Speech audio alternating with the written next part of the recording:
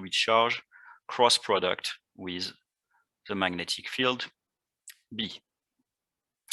So if you remember the properties of the cross product, then you should immediately recognize the fact that the force is proportional to the velocity vector, but the force is perpendicular, the force is also perpendicular to the magnetic field. So now comes the question, what type of motion results when the force is perpendicular to the velocity? Any idea?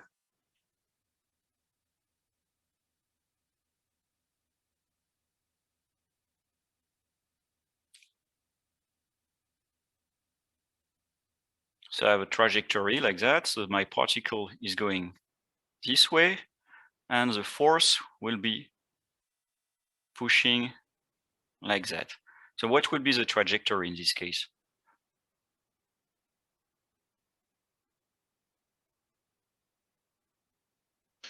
If those are like the same angle, it'd be like straight sideways. Repeat that, please. If those angles are like exactly opposite, it would be straight sideways. Well,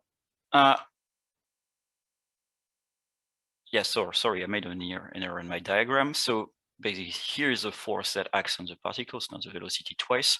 So that's the only force that acts on the particle. So I agree, like if you have a force that compensates, like if you have another electric force, for example, that's what we've seen for the Wien filter, the trajectory will be straight. So in that sense, like if you have two forces that compensate each other, the trajectory will be straight. If you just have the magnetic force, and you look at a time like t plus dt, what will happen is your particle that was here originally, instead of going in a straight line, because it's pushed by the magnetic force, it will be there. And then its velocity vector will become that. Then the magnetic force is still perpendicular to the trajectory, so it becomes that. So if you look a short while after, then instead of traveling in a straight line, your particle will be here. And the velocity will be like that. Sorry, the velocity, so in black, should be like that. And the force, still perpendicular to the velocity, will be like that. And you can repeat the process on and on. So what you will obtain is a circular trajectory. Okay, so if the magnetic field is constant. So I will show you a short demo.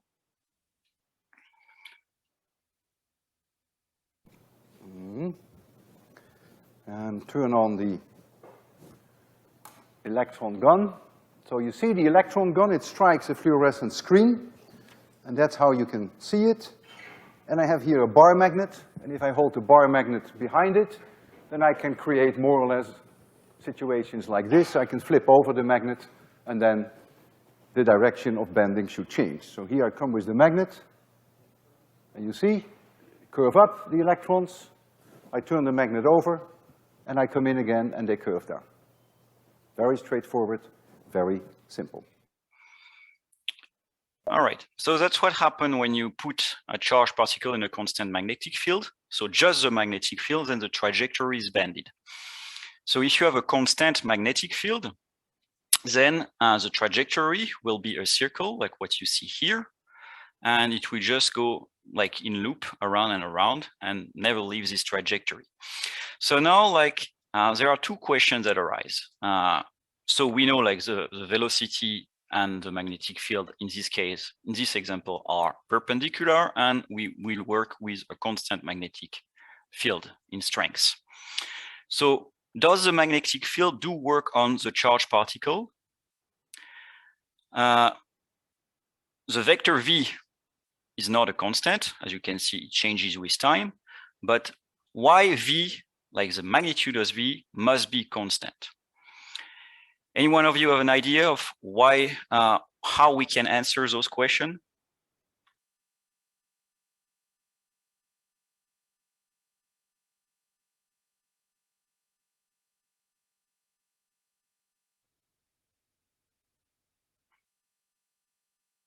No, no one? So let me remind you something. So if you have a force acting on a particle, the amount of work delta W that is done on that particle for a small step ds of the trajectory is equal to F dot product ds. So ds is a small portion of the trajectory.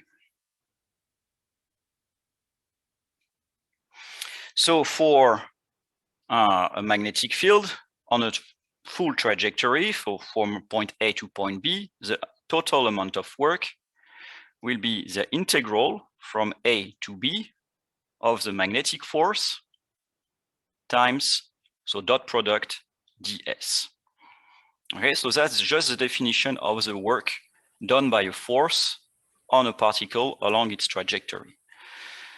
So now if we try to solve this for the magnetic field. So the trajectory ds is just the velocity times dt.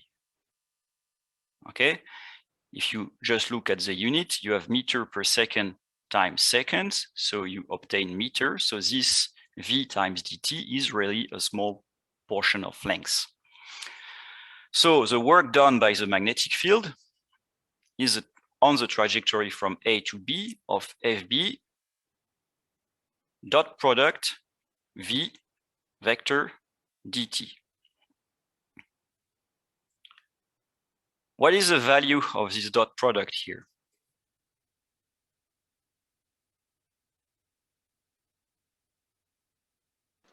Zero. And why? Because they're 90 degrees to each other. Exactly. So we know like the magnetic force is perpendicular to the velocity vector. Therefore, the dot product is zero. And therefore, the work done by the magnetic force is zero. Okay, so that what does it mean is there is no change of total energy. So if you remember, the total energy is the potential energy. So we call E potential plus the kinetic energy. And this has to be equal to a constant. Okay. Here there's no potential energy. We're just in a magnetic field, so we neglect gravity and so on. So the only thing that could change would be the kinetic energy. And the kinetic energy is 1/2 mv squared. And the change here, delta EK, should be equal to the work, because that's the only thing that can change, and this is equal to 0. Therefore, the module of the velocity must be equal to a constant. Okay, so the magnetic force does not work. Okay, does not change the energy. That's what it means by does not work. All right, so from there we can also learn some other thing. So first of all, let's talk about centripetal acceleration. Okay, so in our case, so if I go back to the previous schematic here, you see like here you have a proton that's moving at the velocity v in a constant magnetic field going inside the board. So the force is always perpendicular to the velocity. So you see like the trajectory is just a very nice circle. And we need a way to relate the trajectories to like the magnitude of this force and the radius of this circle to the magnitude of the force and the velocity. So a bit of notion of centripetal acceleration. So here we have a perfect circle. So this is a fast solution on a very specific case. So like circular trajectory. So the acceleration, the average acceleration is defined as a change of velocity over a time interval. So delta V over delta T. So in this case, we have this velocity here, V1. So VI, so this would be VI. Here that would be Vf. Okay, Vi at time t, Vf at time t plus delta t. Okay, on our trajectory, we have changed the position from R initial here to R final here. Okay, so we have made a change of delta R in the position of the particle. So now if you use the law of similar triangles for a circle, then you know like delta V over V in module must be equal to delta R over R in module. Okay, so you can rearrange this as delta V equal V over R, so the magnitude of V divided by the radius of your trajectory, times the module of delta R, the change of position. So now you go back to the definition of the acceleration, so it's delta V over delta T, so it's V over R, delta R over delta T. So delta R over delta T, so a change of position over a time interval, this is the velocity. So you obtain V squared over R, so we call the centripetal acceleration, so towards the center, AC. Okay, so that's the demonstration on a very, very specific case, and that's the case that is of interest for Physics 156. Any question on that?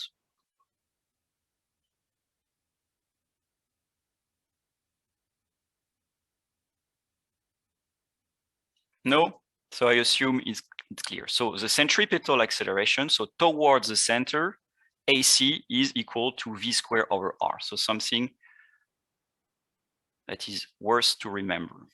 Okay, so here in the two slides, we don't have time to do that, but this is in the slide so you can find on Canvas. You have the general approach for the case where the magnetic field is not necessarily a constant and where you have to work with cylindrical coordinate to find the velocity and to find the acceleration. So here's all the details, like the specific details like we'll do in your math course to find the same solution. And at the end, with a clear demonstration that works in any case, you would find the exact same solution, that the centripetal acceleration is equal to V over R. So for those of you who are interested in a clean demonstration, clean mathematical demonstration, those two slides, those that are in the lecture notes on Canvas, so you don't have to, they're already fully annotated, so you don't have to add anything to them, give you the clean demonstration that works in any case for the centripetal acceleration. So I remind you, so centripetal means towards the center of the curve trajectory.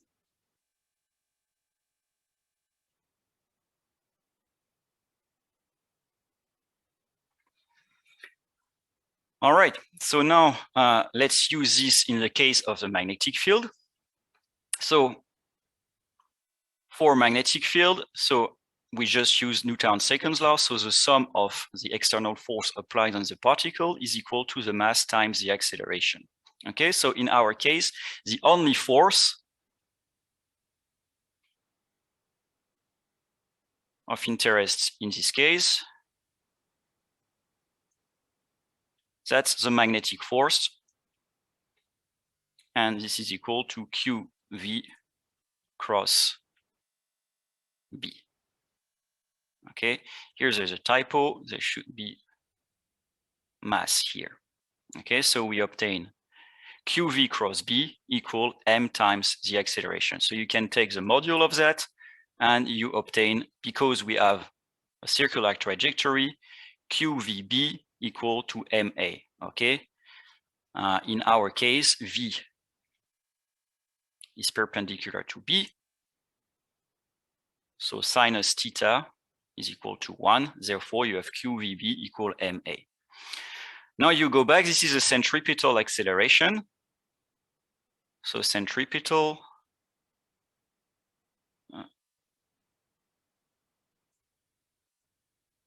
so we have A equivalent to AC is equal to V squared over R. Okay, so I can just replace A by V squared over R in my formula and obtain QVB is equal to MV squared over R. Now I can rearrange this formula and I will obtain the radius of the trajectory.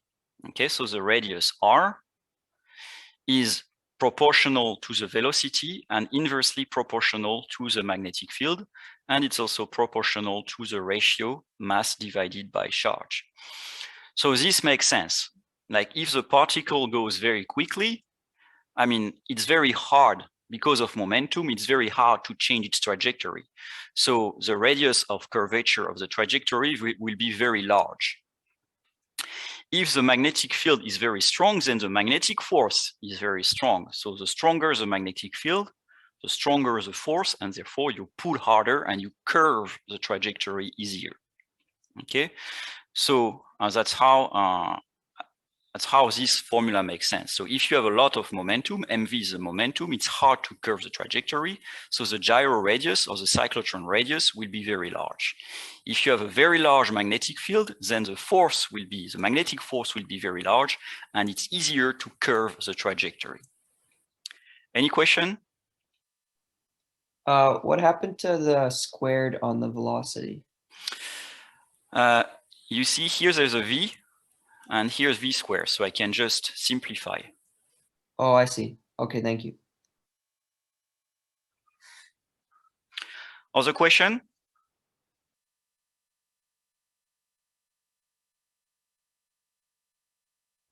So now let's generalize this a little bit.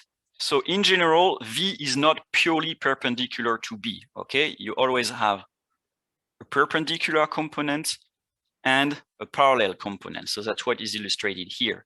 So the v vector is a green arrow here, and the blue vector here is the magnetic field. So for simplicity here, we just put the magnetic field on the x-axis, and then it's always possible to actually project the velocity vector on the x-axis, that's a parallel component, and we can project the perpendicular component on the y-axis. We can choose the y-axis so the perpendicular component corresponds to the y-axis. And then if you remember, then you have FB equal QV cross B, and you have FB equal QV perpendicular plus V parallel vector cross B.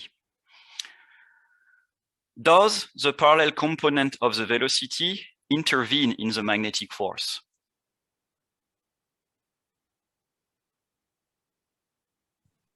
No. No, and why?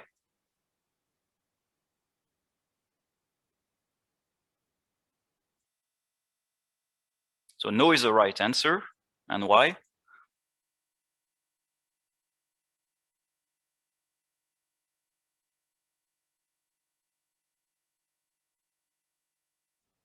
Well, the answer is like the cross product of two parallel vectors is equal to 0. Okay, so basically here, FB will just be equal to QV perpendicular cross B. Okay, so there is no force that is applied in the parallel direction. So if a particle has a parallel component, the parallel component will not change. However, for the perpendicular component, this will induce a magnetic force, and it will make the particle rotate around the magnetic field line. Okay, and we can try to find what will be the period of this rotation. And the period of the rotation is just 2 pi r. So 2 pi r, if you go back here, 2 pi r is just the perimeter of this circle. And we know that the perpendicular component, so the direction is changing, but the magnitude is not changing because the magnetic force is not working. So this is a constant. Okay, and if you input the magnetic force into that, you will find that the gyro radius is equal to the gyro frequency is equal to 2 pi r divided by QB. So this we can demonstrate by just combining the different formula here. Okay, so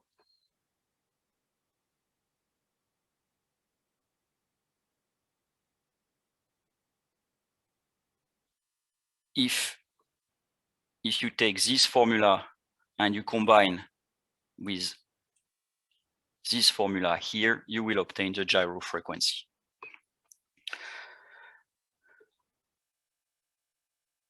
All right, so let's use this in an example. So we have a proton with a velocity 6 times 10 to the 6 meter per second. So if you remember the example 2 from last Wednesday, this is the same proton, and it enters to the north in a region where the magnetic field is 1.5 Tesla and points directly up. So this is exactly the same as example 2. So now we want to calculate the radius of curvature of the path of motion of the proton. So for this, we just take our given. So we have a proton. So the charge Q will be 1.60 10 to the minus 19 Coulomb. We know its velocity is 6.00 10 to the 6 meter per second to the north. And we know like the magnetic field B was 1.5 Tesla and pointing upwards.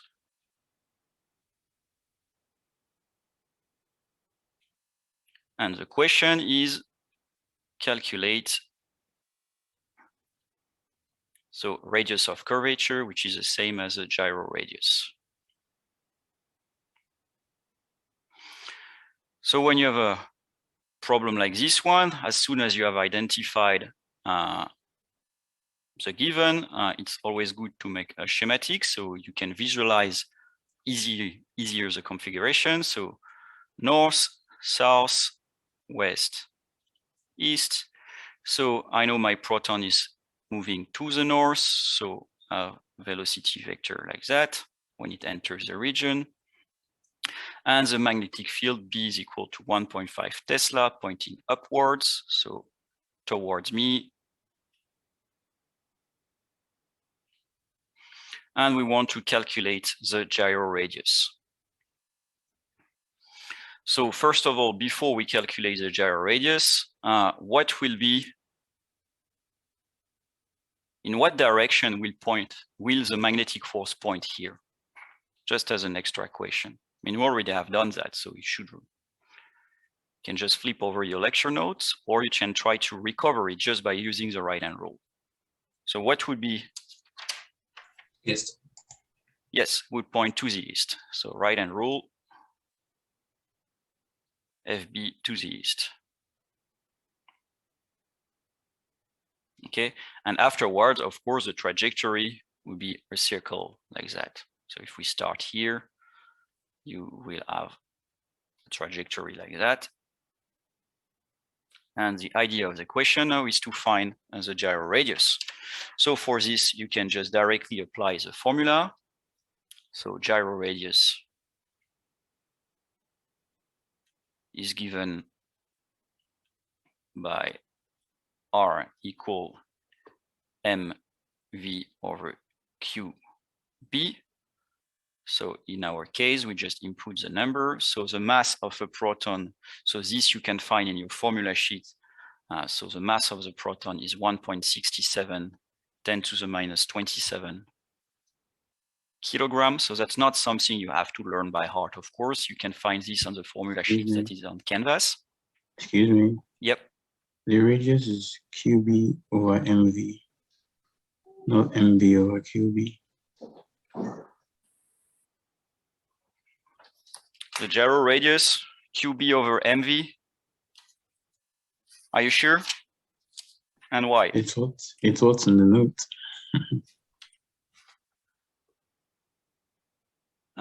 Gyro radius, MV over QB. So gyro radius, MV over QB. Oh, okay. Okay. So the faster your particle moves, the harder it is to bend the trajectory.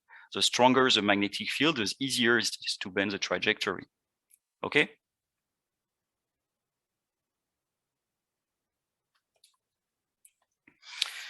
So now you can just replace the quantity. So you have like 1.67 10 to the minus 27 kilogram times 6.00 times 10 to the 6 meter per second divided by 1.6 10 to the minus 19 Coulomb times 1.50 Tesla, and you get a gyro radius of 4.12 10 to the minus 2 meter, or 1.18 centimeters. Okay.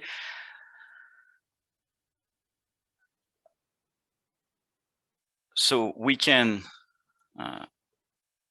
try to calculate the gyro frequency as well.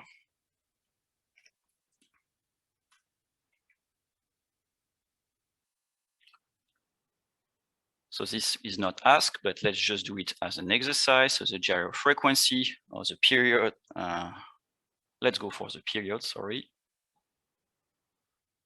So period of the circular motion.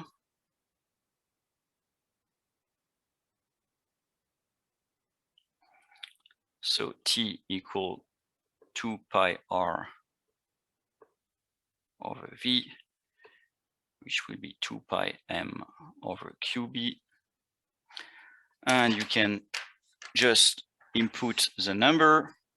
And for the proton here, you will obtain 2 pi times 1.67 times 10 to the minus 27 kilogram divided by 1.60 10 to the minus 19 Coulomb times 1.5 Tesla, and you will obtain 1.37 10 to the minus 8 second, which is the same as 43.7 nanosecond.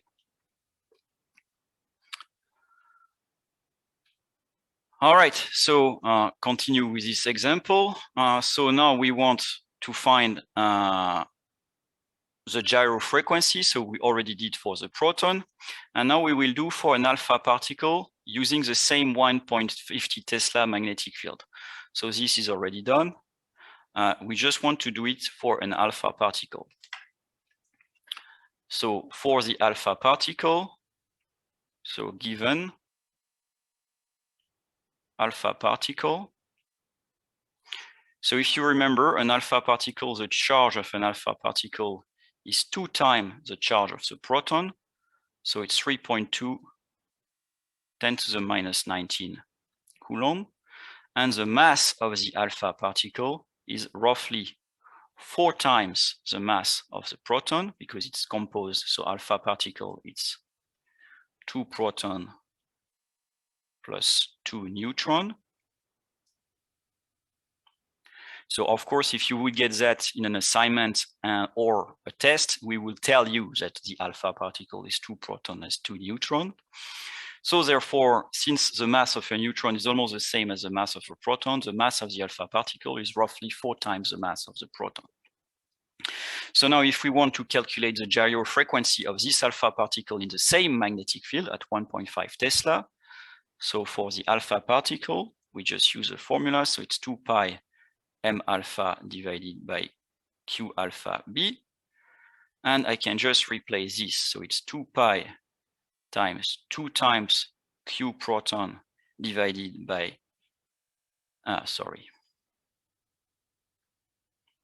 4 times mass of the proton divided by 2 times the charge of the proton times the magnetic field.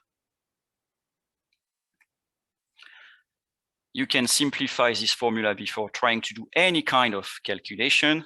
So you obtain 2 times 2 pi, the mass of the proton divided by the charge of the proton times the magnetic field. Here you recognize the period of the proton that we just calculated before.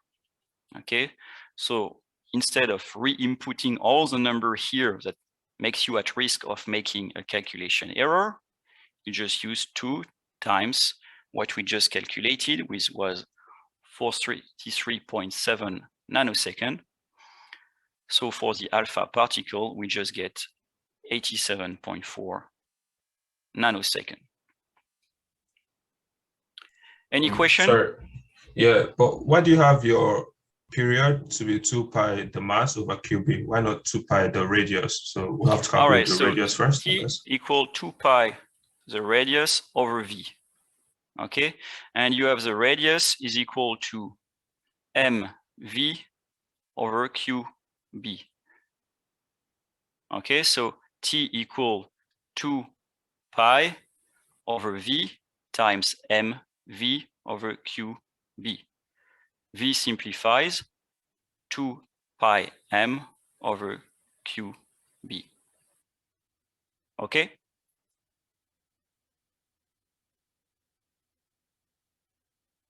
Make sense?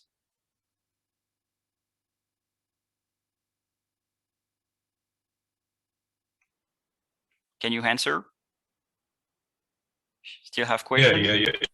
Okay, thank you. All right, so to finish lecture 8, and we will move to lecture 9 very soon. So just comment on magnetic confinement fusion. Well, you probably have heard of like climate change and energy crisis. So one of the research areas that is very strong around the world is magnetic confinement fusion, where you use charged particle confined with very strong magnetic field to restrict their motion in a finite volume. So if you have a magnetic field, you know, like because of the magnetic force, you bend the trajectories around those magnetic field line. And for example, proton will travel in this case to the right, and the electron will travel to the left. Problem if you have a linear configuration like that is like your proton or your electrons, they can hit the hand of the machine and you will lose them, and therefore you cannot confine them long enough to produce energy. So at the University of Saskatchewan, we have what we call a tokamak.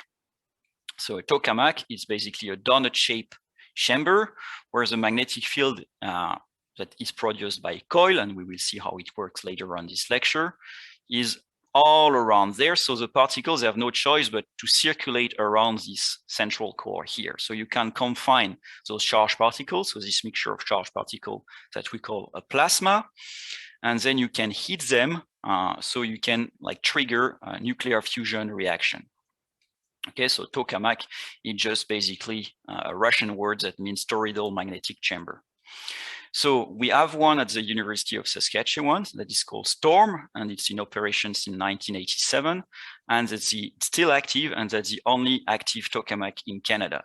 So if you're interested in visiting the facility, please send me an email, and I'll be happy to arrange a visit of the tokamak for you. Any question before we move to the second part of chapter 28? Yeah, could you, oh, sorry. Go ahead. Yeah, could you please go back to the last example, so like take a screenshot or something? This one? Or no, the next one.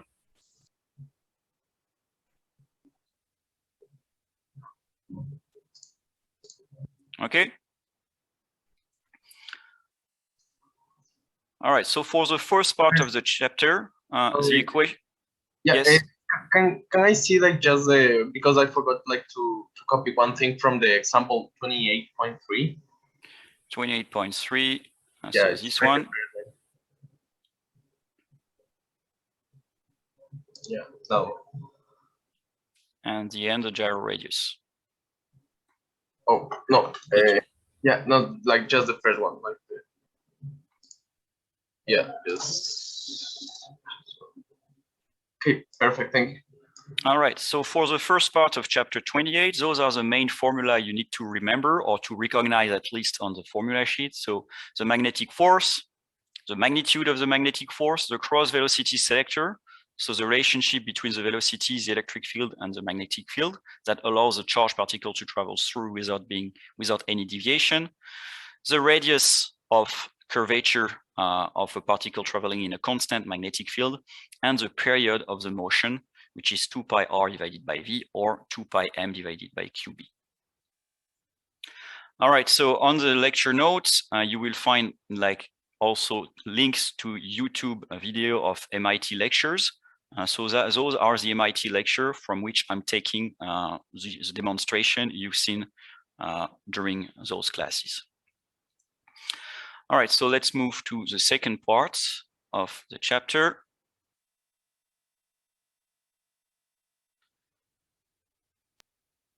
So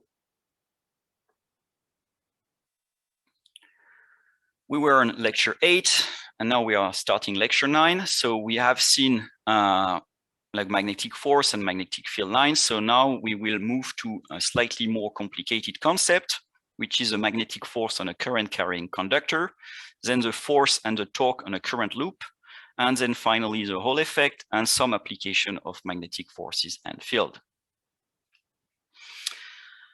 Okay, so by the end of this lecture, you should be able to state the formula for the magnetic force on a straight wire with current, identify the formula for torque on a current carrying wire, describe what happened in the Hall effect, and finally determine particle properties from their motion in a magnetic field and vice versa. So let's start with force and torque on a current loop. So this is a combination of the two first one, actually. So you know, like electric current is an ordered movement of charge. So that's what we've been dealing with at the beginning of the last lecture. So current, when you apply an electric field on a conductor, you will force the charge to move, and that's what we call an electric current. So a current carrying wire in a magnetic field must therefore experience a force due to the field. Why? You have moving charge in a magnetic field, therefore you have a force on those charges, therefore you have a force on the wire in which the charges are moving. So the resultant force on the wire is due to the sum of the individual forces of the moving charges that comprise the current. Okay, so in a piece of metal, for example, you have billions and billions of electrons that will move when you have an electric current flowing through it. And each of these electrons will experience a force due to the magnetic field. And the force on the wire is just the sum of all the forces that applies to all the electrons of the wire. So here's the schematic of the situation. So you imagine a piece of wire in which you have the current I. So this is a red arrow here. And you put this in a constant magnetic field here. And then you can look at a small piece dl of this wire. And in this small piece dl, you have all the electrons that have in average a drift velocity, vd vector, and the magnetic field at the center of this small piece dl of wire as is a blue vector here. So the force will just be a combination of all the forces applied to the electron or the charge carrier of this piece of conductor, and you will end up with a magnetic force. So you can demonstrate it just starting from the force acting on a charged particle. So this is, as you remember, this is a magnetic force. So for each charge carrier of charge Q, you have a magnetic force FB, which is equal to QV cross B. Okay, most important formula so far. Okay, magnetic force. So the current I flowing through a piece of wire with a cross-sectional area A. So this is the area of your wire. So if you have a wire like that, this will be A. It's just Q times VD. So this is the motion of the individual charge carrier times N. So this is the density of charge carrier. So this is in cubic per cubic meter times the area, and the area here, of course, is in square meter. Okay, so at the end, you get, if you do the dimensional analysis, here you get Coulomb times meter per second times cubic, inverse cubic meter times square meter. So you see the meter, they simplify each other. So you obtain Coulomb per second, which is the same as amps. So now if you want to calculate the force acting on the piece of wire, so this will be equal to the force acting on all the charges flowing in a length dl.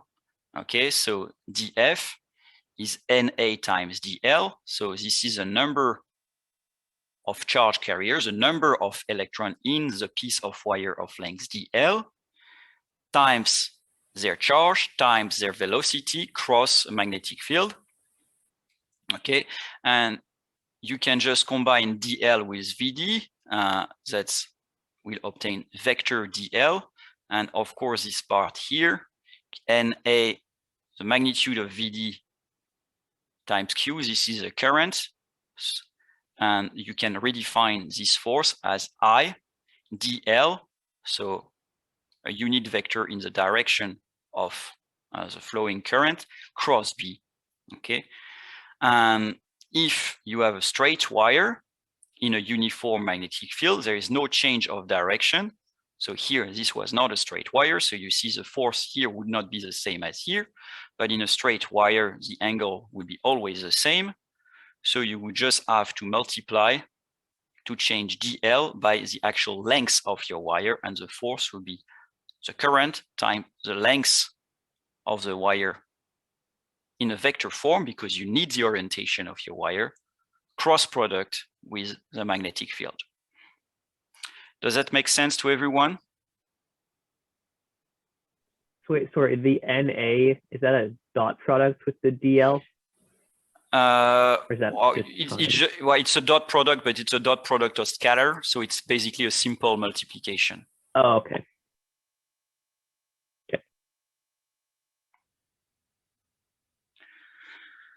So now you can imagine what will happen. So I will show you a demo, but we first explain you what we can do. So if you put like a wire with a current in a magnet, depending on the direction of the current, you will have either deflection to the right or to the left. So this you can just use with the right-hand rule. So finger in the direction of the current, you cross in the direction of, you curl in the direction of the magnetic field. So here inside the screen, and the force will be here, in this case, to the left. So you are bending the wire to the left. The other direction, so you have your current flowing down, so you curl toward the direction of the magnetic field inside the page, and you have the force to the right, so you bend to the right. So I can show you this. Sorry, yep. The first illustration, we bend to the left because they're like electrons, right? Yes, so the electrons are negatively charged. So the electrons are going the opposite way of the current. So if you take QV, if you consider the electron, of course the arrow, the velocity of the electron is in this direction, but the Q of the electron is negative. So you can make the reasoning on the electron. So the V of the electron is downward. Okay, so you need to curve in the screen, and your thumb then will be pointing to the right. But because the charge is negative, you actually need to flip and you push to the left. Okay, so it's easier to reason on the current, because the current, you don't care about what type of charge carrier you have. Okay, in a metal, that would be electrons that travel the opposite direction. But if you have a fluid, for example, like a tube containing salt water, like the positive ion, they will flow in the direction of the current, but you will still have the same effect. Okay?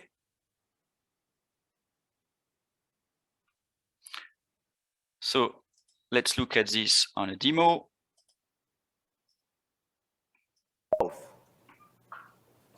But I don't know which one will come first, because I didn't mark the poles. Oh! So you'll see it now, slightly different from the way I have drawn it. I've drawn you the magnet looking this way, but it's of course much nicer for you to see it this way. So you see the wire, and there is the magnet. And now I'm going to run a few hundred amperes through that wire, and then it either will jump up or it will jump down, and then I will reverse the current, and then the opposite thing will happen. Okay, We ready for this? 3, 2, 1, 0. Notice there was a distinct force down. The force was so high that it even pulled down the supports. So now I can predict that if I reverse the current from this experiment, that now the wire will jump up. There we go. I know now exactly because I switched it this way, so now I will switch it this way and the wire will jump up. That's the first drawing you see. 3, 2, 1, 0. Very clear. You saw it come out. Okay. All right, so any question before we go further?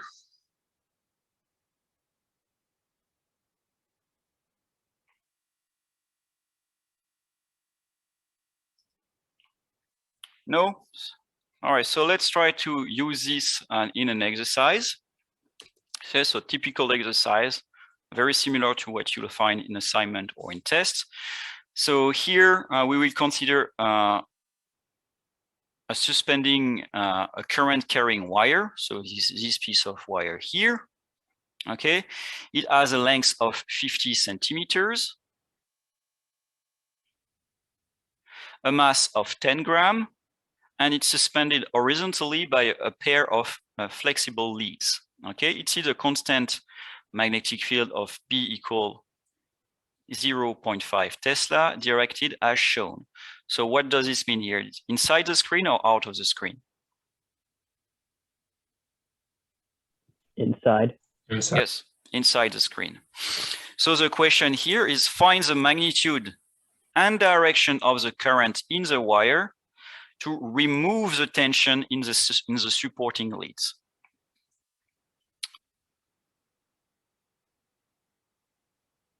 So let's try to solve this together. So identify the given. So we have a wire, so the length 50 centimeters, the mass is equal to 10 grams. Here I will make a Cartesian system of coordinates just so it's easier for us. So I will call this I hat, I will call this J hat, and coming towards us, I will call this K hat. So here we know, like as a given, we also have a magnetic field B, which is equal to 1.5 Tesla. What direction? What should I put here? Isn't it K. 0.5? Negative K. 0.5, sorry, yes. But what vector should I put here? Negative K. Negative K hat, yes. All right, so those are the given. So now we have to actually analyze a little bit the question. So we have to find magnitude and direction of the current in the wire, so I vector, okay, to remove the tension in the supporting lead. So what does that mean, remove the tension in the supporting leads?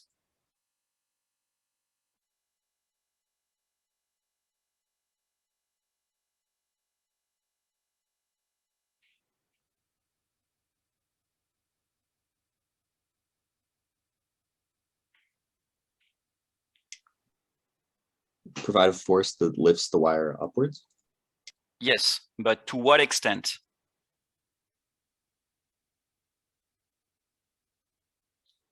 What are the forces that are applied to this wire? Is it so that it's equal to the mass of the rope times gravity? Exactly, okay? So remove the tension.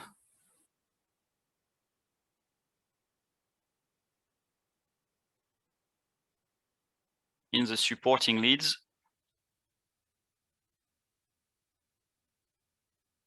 That means like the magnetic force plus m times the gravity is equal to 0. Okay? The force that is applied on the lead, if you don't have magnetic force, you have the weight mg of the wire pushing down. and the tension on the wire here that supports the wire. Okay, and at equilibrium, like, of course, the tension of the wire is exactly balancing the gravity force. So here the question is to find a magnetic force that will exactly balance the weight. So here we get already very important information. So G equal minus G J hat in our configuration, okay? G is pushing down, up is the J hat direction, so we know like G is pushing down, so minus G J hat. So what do we learn for the magnetic force? In what direction should the magnetic force push? In the positive J Yes. hat. So FB must be in plus J hat direction.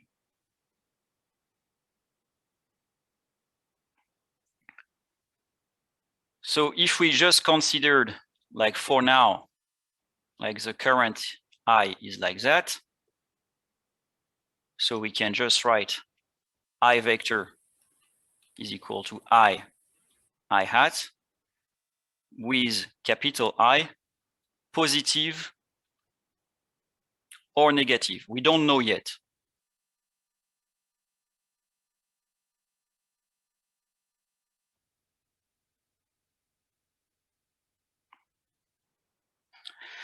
So I know like the force on my wire, the force on the wire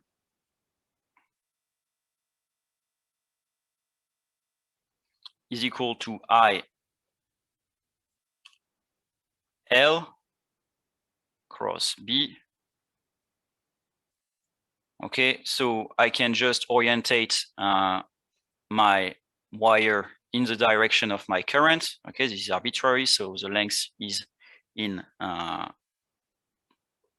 the length vector in the direction of the current that I choose. Again, I don't know the sign of I, so I can obtain I L B I hat cross minus K hat.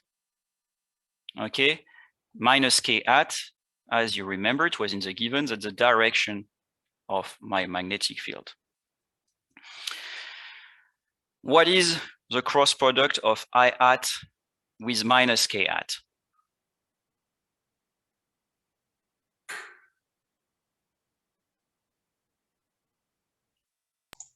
Minus J hat. You sure? I guess.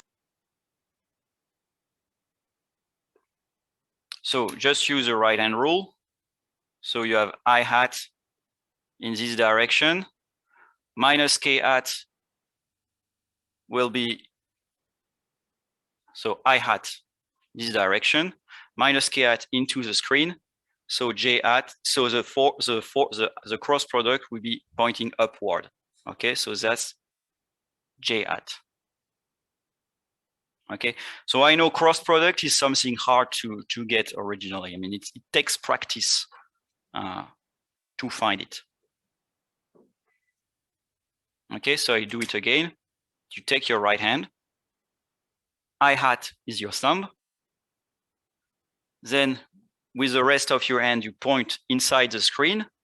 Okay, that's a minus K hat direction. And therefore, the cross product is coming out of your palm. So this is, in this case, the J hat direction. Is that okay for everyone? Yep. All right, so basically we obtain now the magnetic force I L B J hat. What is the sign of I then? Positive or negative?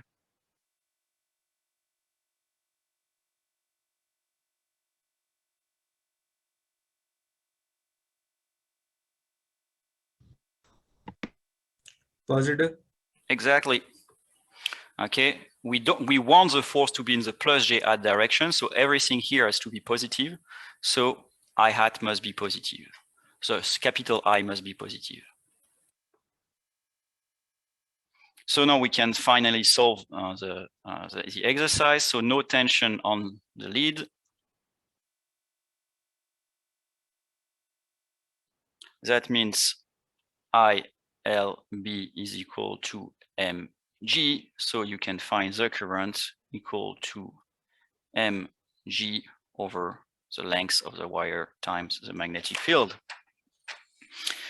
So you can just sorry. Yes. But in the previous equation, we had like FB plus mg equals 0. So FB should be minus mg, right? Yes, vector. But in magnitude, they just have to be the same. Okay, I can write the vector form if you want. So I have ILB j hat minus mg j hat equal 0. Okay, so I got ILB j hat equal mg j hat. I can simplify the j hat and I obtain this equation here. All right.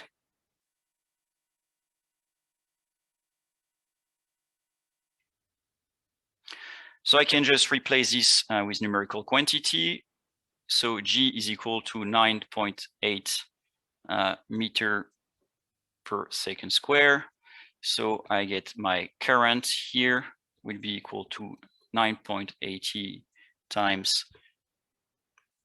10 gram.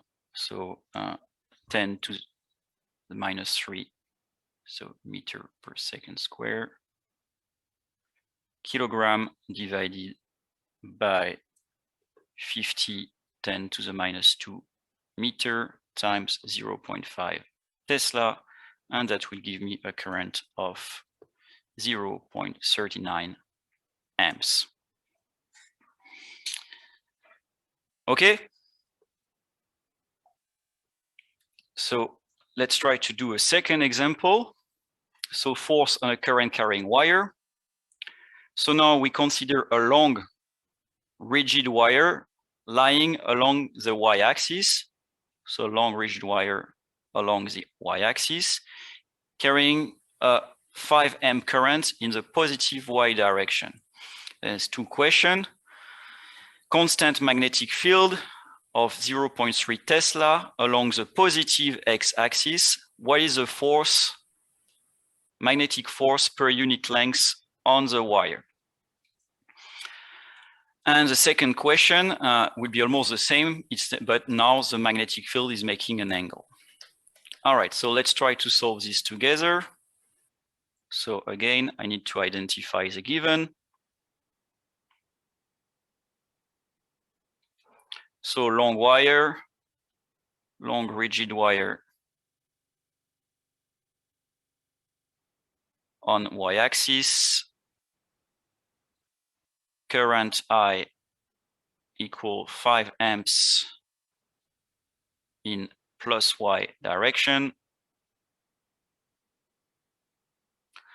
And for question A, I know like I have a B equal to 0.30 Tesla in the positive x direction. So I hat Tesla, and I want FB per unit length.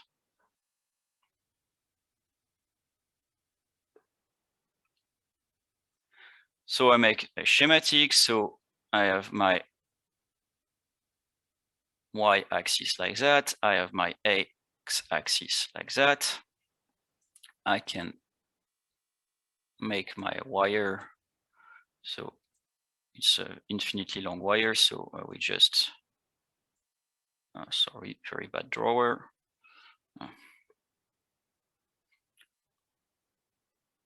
Let's use tool, it's easier. And the current is flowing like that. So let's try to find the force. So the magnetic force FB is normally IL cross B. So the force per unit length, FB over L, so per unit length, equals I L over L cross B. L over L, then it's just a unit vector, and the unit vector here will just be the J hat vector. So it's I J hat cross B. And I can replace this. So it's this quantity I will call capital B. So it's I J hat cross B I hat. So I have I B J hat cross I hat. So what is the direction of the force?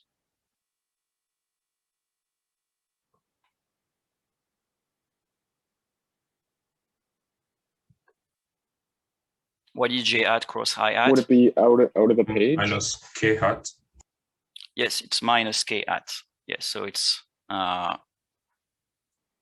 would be inside the page in this case. So this is minus K hat. So you obtain FB over L. So the force per unit length is equal minus IB K hat. So this you can just put the quantities. So FB over L is equal to minus, so this is 5 amps times 0.3 Tesla K hat, and that gives you minus 1.50 K hat, and amps times Tesla, this is Newton per meter. And you see a force, the unit is Newton, a length, the unit is meter, so you obtain Newton per meter. Any question? I just want to clarify something. So for half of these questions, before you can actually like plug in the formulas, you have to find the direction, like in every, okay. So for magnetic forces, as you see, you have a cross product. Okay, so the direction of everything is very important. If you don't have the right direction for the current or the magnetic field, you won't have the right direction for the resulting force. Okay, so finding out the direction of every vector component is key to everything dealing with magnetic field. Okay, so the right-hand rule that we've discovered last lecture, that is something you absolutely need to know if you want to be able to deal properly with magnetic fields. Okay? I have a quick question. So without direction, I think the magnitudes will kind of be consistent. So like in case we have a question in the test or whatever, and then we get the magnitude but do not get the direction. Like, so if you just get the magnitude, then there's only one thing to be careful about, and that's the second part of this exercise, is the angle between the magnetic field and the velocity or the current. Okay, here we're dealing with 90 degrees. Okay, so the B field here, if I put it in red, not in red, in orange, for example, the magnetic field here, in case A, was at 90 degrees with respect to the current. So if you look at the magnitude of the cross product, there is a sine theta that intervenes. So if theta is equal to 90 degrees, then it's 1. Okay. If it's not the case, if you have an angle, then you have to take into account this angle to calculate the magnitude. Okay, and that's the second part of this exercise. And I will show you how to do it. So the second part, it's the same question, but now there's a 30 degrees angle from the x-axis towards the y-axis. Okay, so for part B,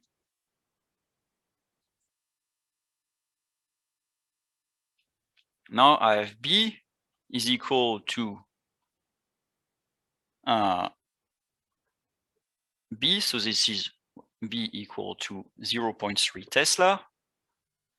But I have to take into account the angle. So it's cosine of 30 degrees I hat plus sine of 30 degrees J hat. Okay, if I plot it here, so Y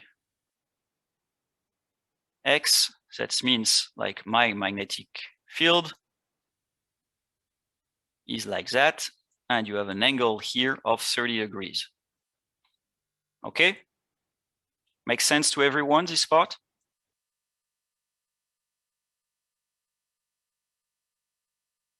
Yeah.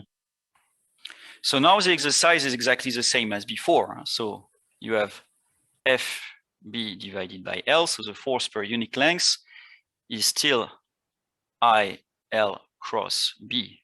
Okay. So the same formula as we've used here. And now you have to be careful. So it's just I J hat cross B cosine 30 degrees. This is square root of 3 divided by 2 I hat plus 1/2 J hat. J hat cross J hat. What is this contribution here?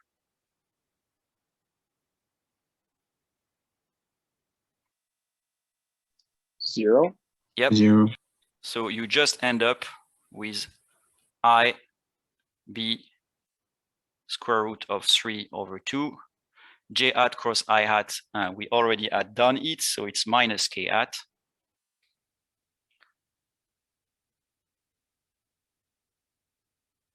So you see this part of the calculation here, I times B, we're already done, so we just have to multiply the previous answer by square root of 3 divided by 2. And there you will just, so it's minus 1.5. So that's the previous answer. The minus comes from the minus K hat. So square root of 3 divided by 2, this is roughly 0.87. So K hat Newton per meter, which is roughly minus 1.30 K hat Newton per meter. Wait, sorry, you said that the IJ, or sorry, the 1/2J has no effect because with the J IJ hat, they're so parallel? J hat cross J hat equal 0. Okay, thank you. Okay, makes sense for everyone?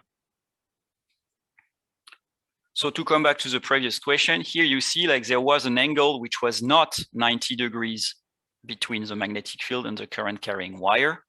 Therefore, the question was just the magnitude, you will have to be very careful to take into account this angle. Okay, if the question is just magnitude, you don't care about the minus, but you still care about the angle because that has a strong influence on the magnitude of the force. Okay?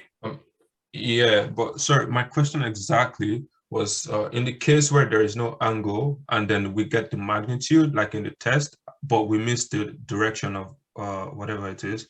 Like if the question was rated over 10 marks, what would we get? So if, like, for example, if like you have 10 marks for the entire exercise, so I would of course split 5/5. Okay, and if the question is just get the magnitude, then of course the direction are probably that wouldn't count any mark. Okay, you will have to use it to justify the calculation of your magnitude. Okay, you have to tell there's 90 degrees angle. Okay, the fact that they tell you it's along the y-axis for the current and along the x-axis for the magnetic field. This information, even if you calculate the magnitude, is very important because there's a sine theta that intervenes. So if you don't say theta is equal to 90 degrees, you are missing part of the justification. Now for this question exactly, what is the magnetic force per unit length? A force is always a vectorial quantity, okay? Otherwise, the question will be, what is the magnitude of the magnetic force? So for this kind of question, if you do not give a vector answer, you lose half of the mark because you have not answered the full question. Okay? Yes, thank you. All right, so now let's move to something that is more interesting. So it's force and torque on a current loop.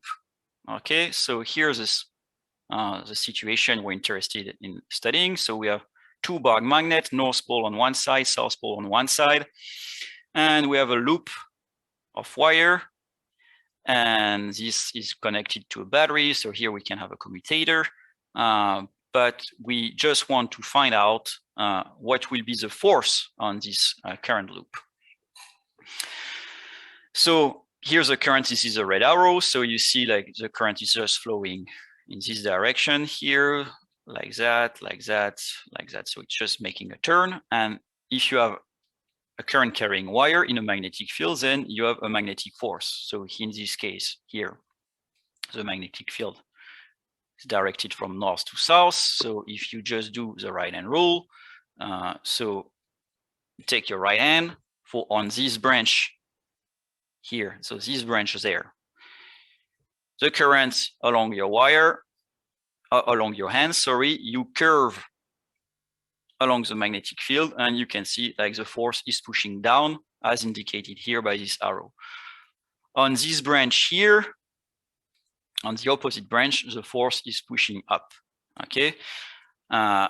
You can do the same thing on the top branch and the bottom branch, but you will end up with a force in the direction of the axis of rotation, so it has no contribution. But those two forces on this branch here and this branch here, they will force the loop to actually turn. So we will study this in details, but I will first show you a demo.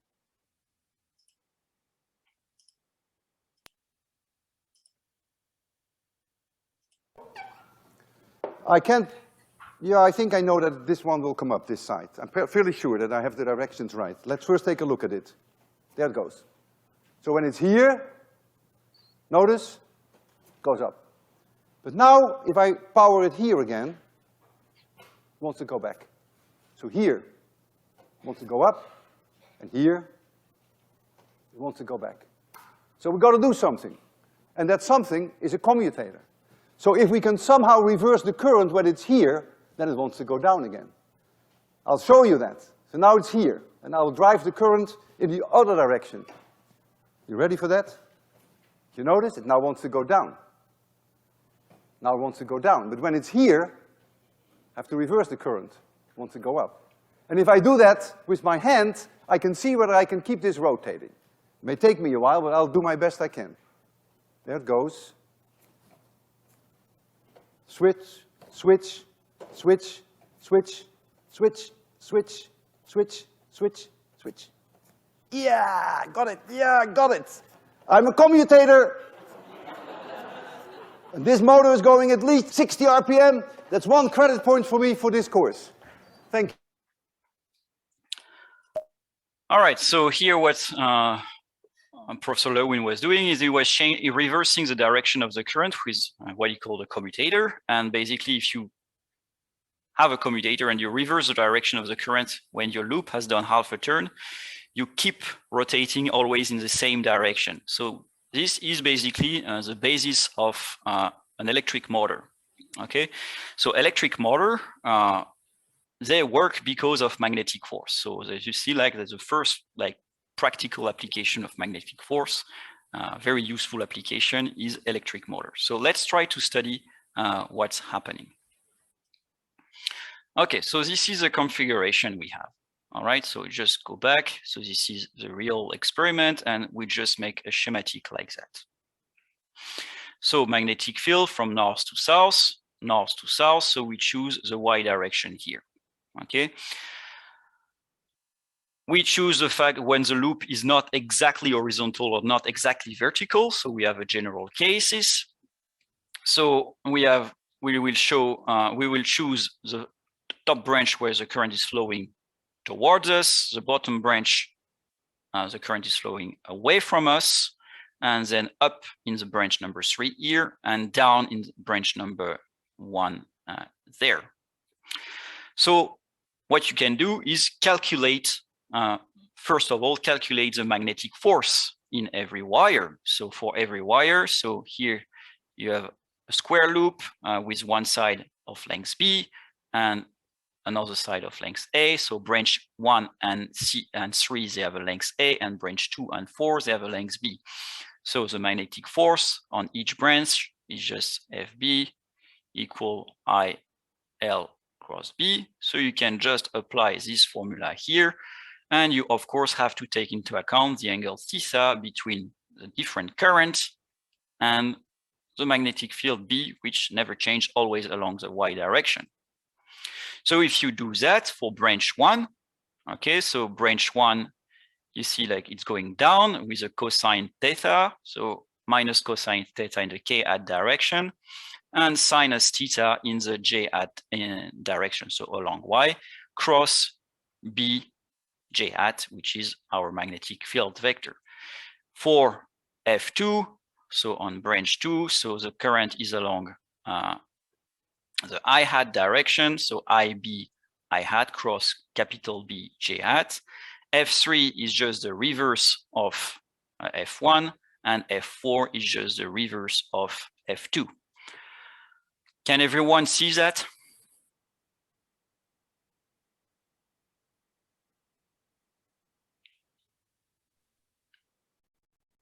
Yes, no? Mostly.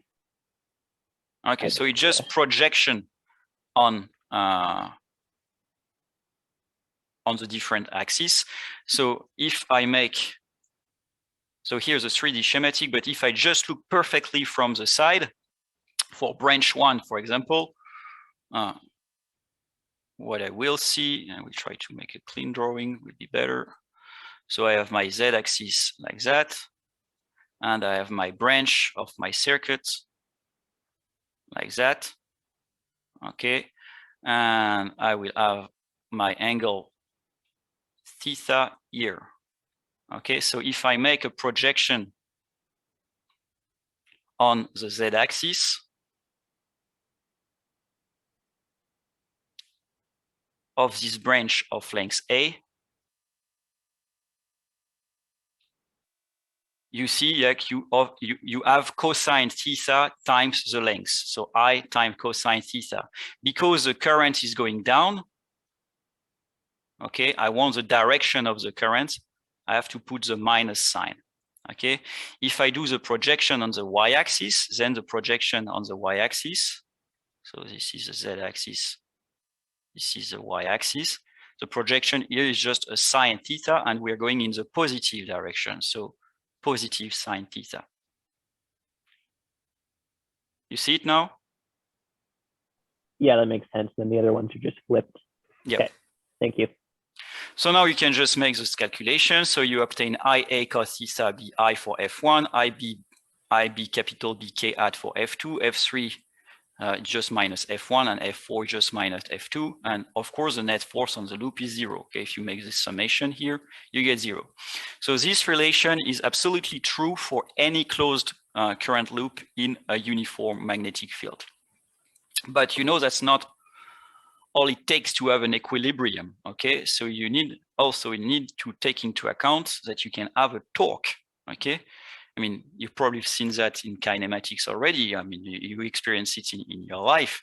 I mean, if you take a bar and you pull on the bar, like an handle, a door handle, for example, the door handle, I mean, it's moving, but the reaction of the door on the door handle actually exactly compensate the force you're applying to it, but you still make the door handle turn. And this is because of torque.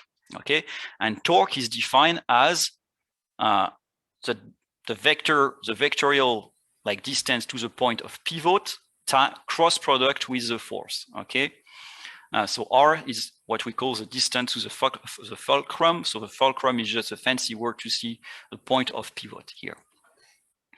So in our current loop, so just to make things slightly more complicated, slightly more general, actually, we won't put the point O where it can rotate in the middle. We will point it somewhere here, like along this axis. So the distance here is different from, so the distance on the top is different from the distance on the bottom, just to make it more general. So if you look, so this point of pivot here is along the I-axis. So if it's along the y-axis, that means like F1 and F3, if you go back here, they're along the y-axis. So I cross I, no torque. So the only contribution to the torque are from F2 and F4. Okay, so the force on the top branch and the force on the bottom branch here, the only contribution to the torque, because the force on branch 1 and the force on branch 3, they're along the axis of rotation. I mean, you know by experience, like to make something rotate, you should have your force apply perpendicular to the axis of rotation, not along the axis of rotation. Otherwise, nothing happens. So you can calculate those torque. So let's try to do this. So I will make a bit of details. So torque 2. So it's just R2 cross F2. And this will be a distance of x. So we need to define R2 properly. Sorry, excuse me, going too fast.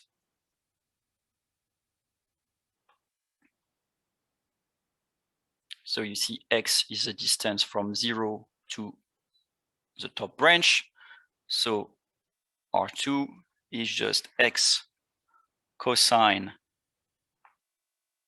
theta k hat minus sine theta j hat. So now I have everything I need to do my torque calculation. So I have x cosine theta k hat minus sine theta j hat cross I b capital B k hat. So the k hat contributions, they do not count. K hat cross k hat is equal to 0. So I just obtain minus I b x b sine theta I hat. Okay, so I already have my rotation along my I hat vector. So I'm gonna take 5 more minutes than needed for finishing this, because you need this to solve the assignment that is due next Wednesday. So I hope you can take 5 more minutes so we can finish this calculation. So we can calculate the same on branch number 4. So it would be R4 cross product with F4. So we need to define R4. So I go back to my schematic here. So the distance from O to force 4 is A minus X. So I get A minus X minus cosine theta K hat plus sine theta J hat. Okay, just projection on the axis. Now I can calculate my torque due to the force 4. So it will be A minus X minus cosine theta K hat plus sinus theta J hat cross minus I B capital B K hat. And I get a torque, which will be minus A minus X I B capital B sinus theta I hat. All right, so now if I want the total torque on my current loop, torque total is equal to tau 2 plus tau 4 in this case. You can make the vectorial sum directly and you will obtain minus I A B capital B sinus theta I hat. Okay, so A and B are the length and the width of the rectangular loop. A and B, length and width of rectangular loop.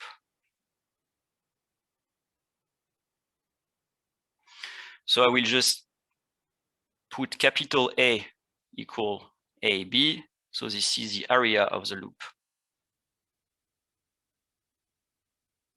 So I can just rewrite my total torque as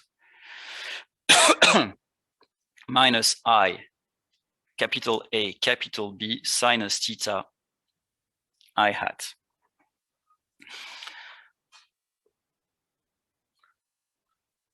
All right, so now let's go back to the schematic. So this is a side view, and you can see like I can always define a perpendicular unit vector to my loop. Okay, so you've probably seen that in part 1 with Professor McWilliam. When you have a surface, you can always define a normal vector. Okay, so here that's what you do. So if we go to the 3D view, this one, so the normal vector right there, you choose the direction. So when you go around the vector, you go in the anti-clockwise direction, or which is also called a trigonometrical direction. Okay, and if you define what we call a magnetic moment of the loop, so you can define mu magnetic moment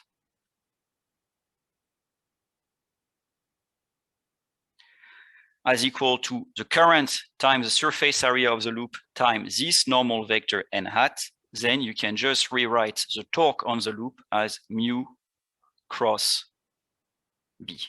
And in this case, that would be, so mu would be I A cosine theta j hat plus sine theta k hat.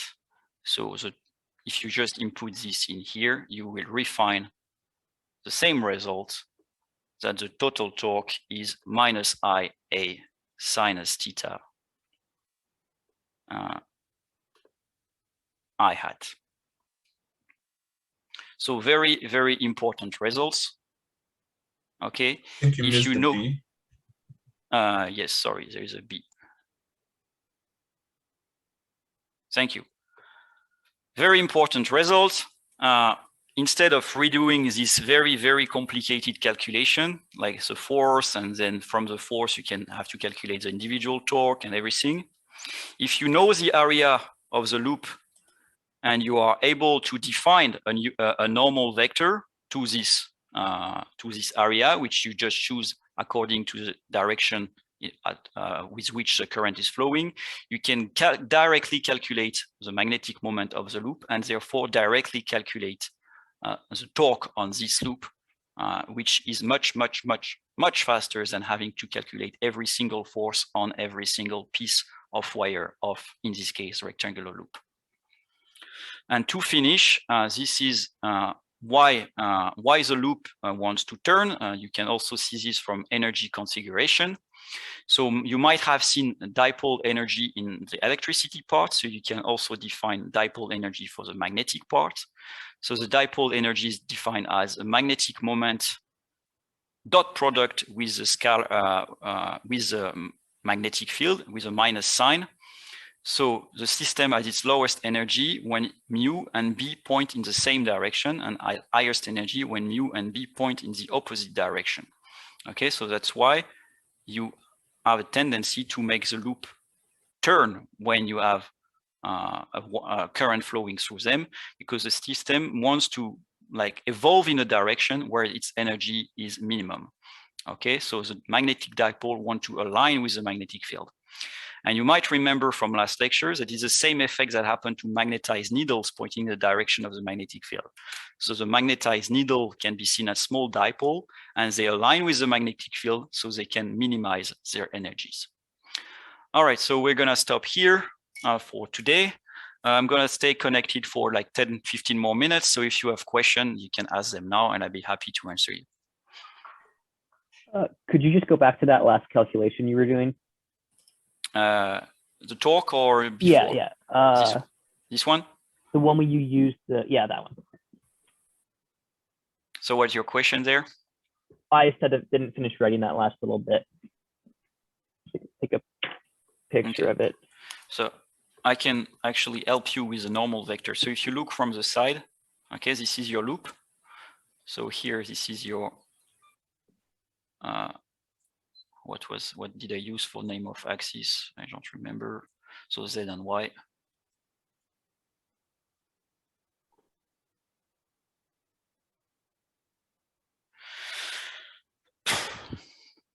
So the normal vector is like that. And you know, here, this angle here is theta.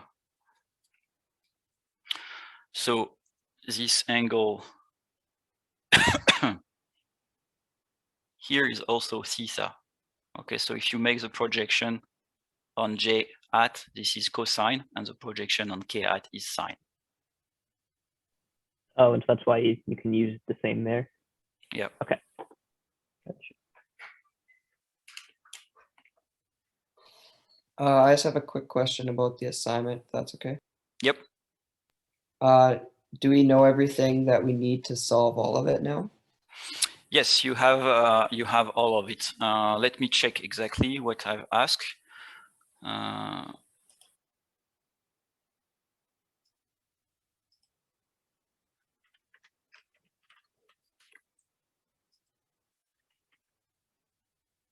Of course, yeah, okay.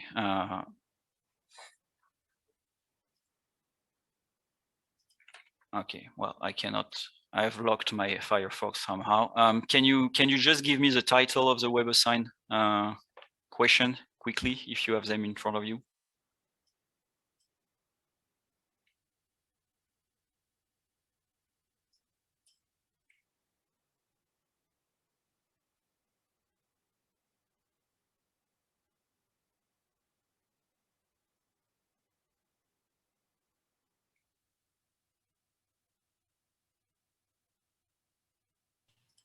Also, just so you know, it says that the assignment is locked, like on Canvas.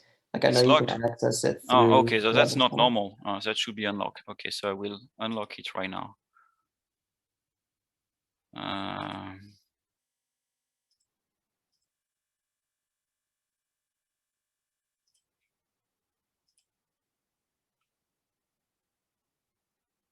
All right.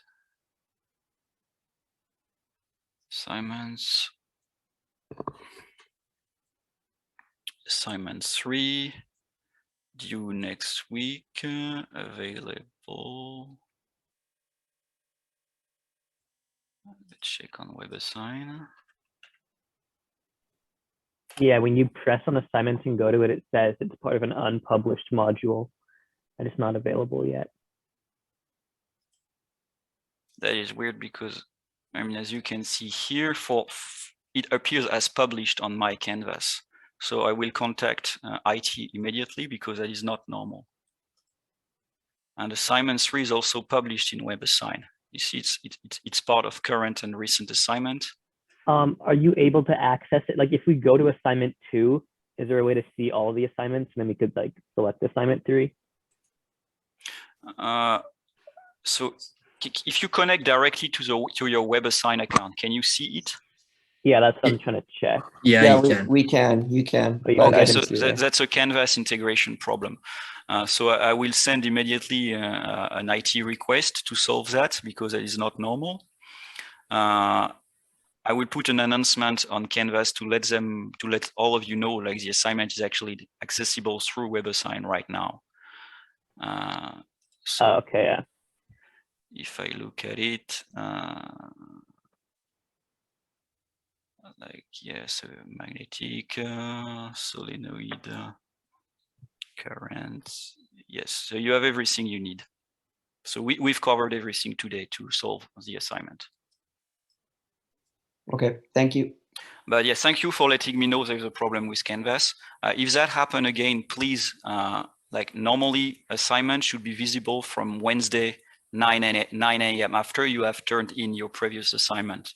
So if it's not the case, please write us an email immediately because we have to solve this with IT. It happened last week too, but the professor knew how to fix it. Okay, so I'm gonna check with my colleagues and I will let you know as normally it would be fixed today, But I will, if you talk to your friend, let them know like they can see the assignment in WebAssign already, and it should be fixed by the end of the day.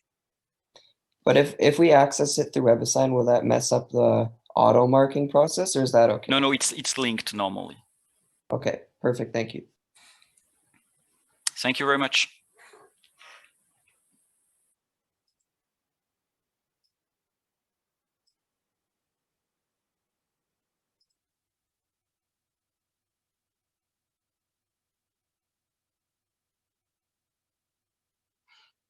Are there other questions?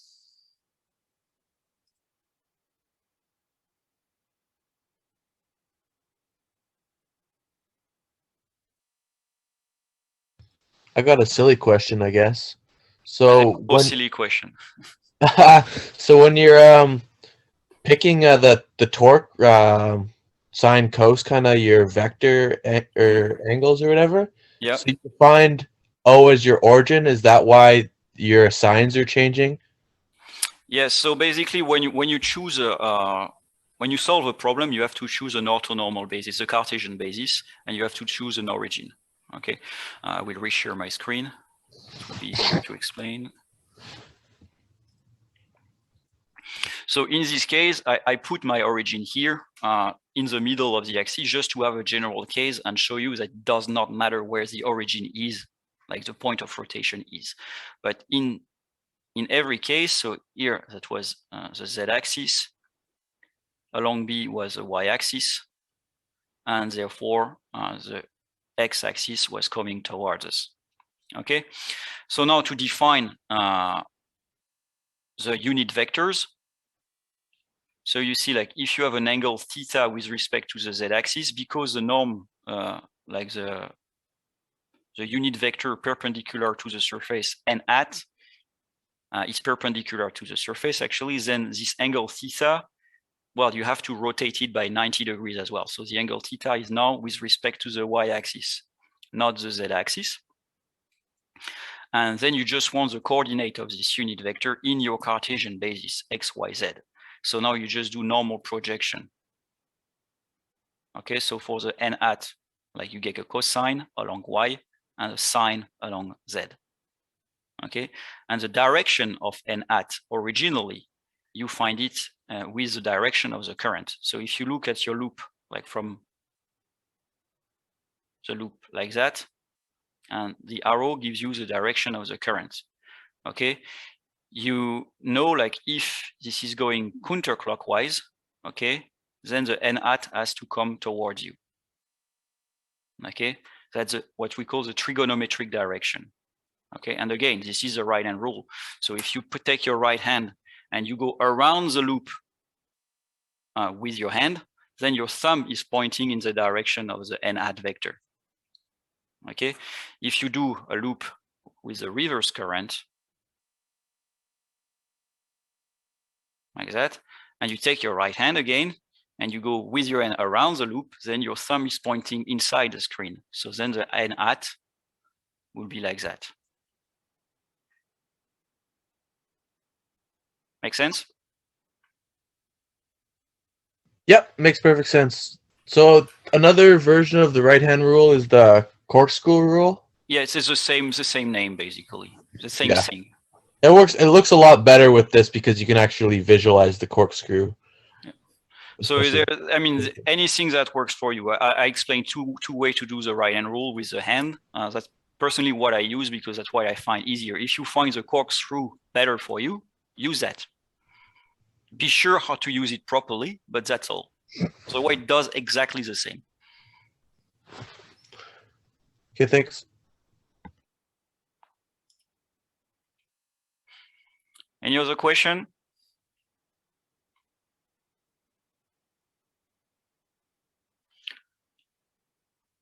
All right, so thank you very much then, and have a nice weekend, and I see you on Monday.